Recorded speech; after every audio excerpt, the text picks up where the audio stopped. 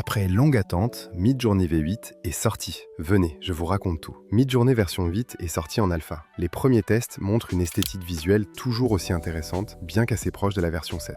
En revanche, la génération est jusqu'à 5 fois plus rapide qu'avant. On génère 4 images en moins de 10 secondes. Elle suit mieux les prompts détaillés, gère enfin le texte dans les images avec bien plus de cohérence et intègre un nouveau mode 2K pour des rendus en haute résolution. En revanche, les mains restent problématiques. Doigts en trop, anatomie bancale, ça revient fort dans cette version. Mais dans l'ensemble, c'est clairement une montée en puissance. Xfield lance Cinema Studio 2.5.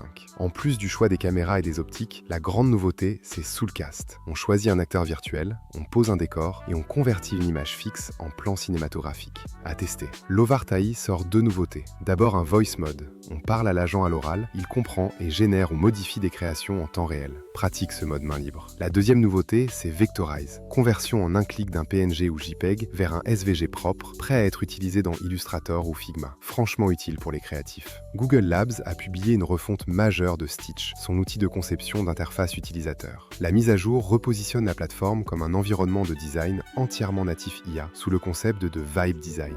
Créa lance officiellement son Node Agent. On en avait parlé en février, il est là. On décrit ce qu'on veut en langage naturel, l'agent construit le workflow tout seul, accessible avec les offres Pro, Max et Business. Open Art Worlds promet de créer des environnements 3D navigables depuis un simple texte ou une image. On entre dans la scène, on choisit ses angles. La tendance 3D continue sa montée en puissance. Nvidia a présenté un nouveau modèle vidéo temps réel. Le système génère des vidéos HD quasiment instantanément, avec un time to first frame annoncé sous les 100 millisecondes. Ça décoiffe, mais surtout, ça ouvre des perspectives pour des applications qui nécessitent des rendus réalistes en temps réel, comme le jeu vidéo par exemple. La pépite de la semaine nous vient de Xfield. Ils viennent de lancer Original Series, une plateforme de streaming dédiée aux films et séries créés entièrement avec l'IA. Le premier épisode de Arena Zero a été produit en seulement 4 jours, avec une ambiance digne d'un gros budget. Et le plus fou, les spectateurs peuvent voter pour décider quels projets seront développés. On passe de consommateurs à co-décideurs. Est-ce un tournant? L'avenir nous le dira. Regardez.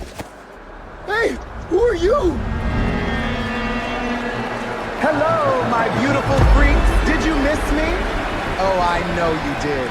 Tonight we have a warrior from the mysterious planet Earth. Ugh, even the name sounds dirty. What the fuck is going on? Where am I? Voilà, c'est tout pour cette édition. Moi, je vous dis à la semaine prochaine.